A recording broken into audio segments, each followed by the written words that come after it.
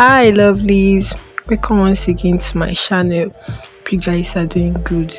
Today guys, I brought those three amazing methods for that particular ponytail hairstyle. Please, for you to understand the hairstyle, make sure to watch the full video. And if you are new here, please make sure to click on the subscribe button. Also make sure to turn on the bell notification because I have so many amazing tutorials coming soon. So many amazing hairstyle tutorials. Please don't miss out. Make sure to subscribe.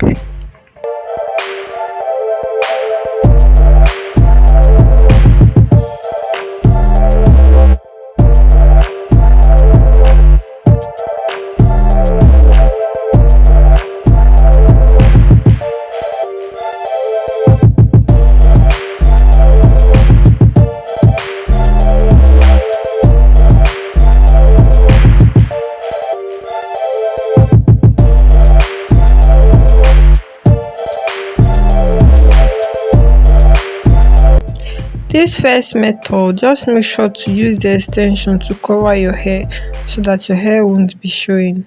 You start this first method from the bottom. Yes, you start wrapping it from the bottom to the top.